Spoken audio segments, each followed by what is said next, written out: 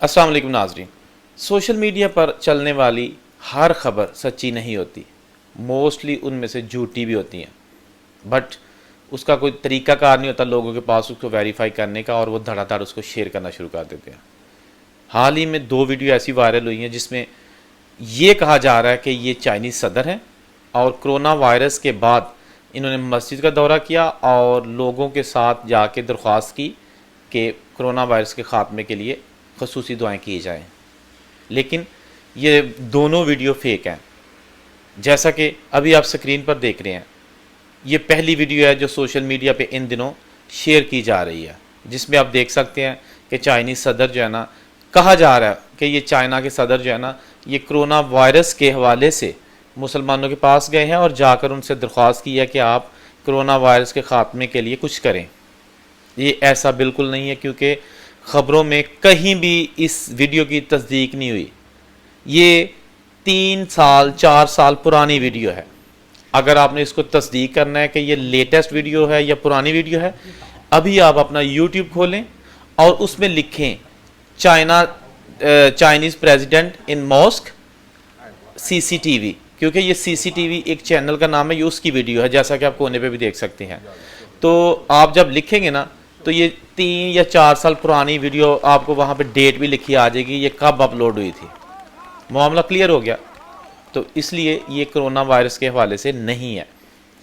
دوسری ویڈیو جب آپ سکرین پہ دیکھ رہے ہیں کہ جی یہ بھی شیئر کی جا رہی ہے، یہ چائنا کا صدر جو ہے نا وہ مسلمانوں کے پاس گیا اور جا کے مسجد میں نماز پڑھی ہے اور کرونا وائرس کے حوالے سے ان سے درخواست کی ہے. یہ ویڈیو اس لیے غلط ہے کہ یہ چائنیز پریزیڈنٹ نہیں بلکہ ملیشیا کے سابق صدر عبداللہ احمد ہیں، جو کہ چائنا میں گئے تھے لیکن انہوں نے ویسے نماز پڑھی کیونکہ وہ مسلم ہیں.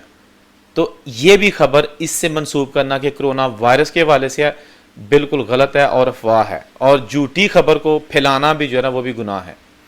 تو اس لیے خدا را غلط خبروں کو مت پھیلائیں. چائنا میں مسلمانوں پر ظلم و ستم کیے جا رہے ہیں. چائنا کے بیشتر علاقے ایسے ہیں جہاں مسلمانوں کو زندہ درگور کیا جا رہا ہے، ان کو سنسار کیا جا رہا ہے. ان کا کوئی قصور نہیں ہے. ان مسلمانوں کا قصور یہ ہے کہ وہ کلمہ گو ہیں، اللہ رب العزت کے ماننے والے اور نبی اکرم صلی اللہ علیہ وآلہ وسلم کے امتی ہیں. ان کو اس چیز کی سزا دی جا رہی ہے.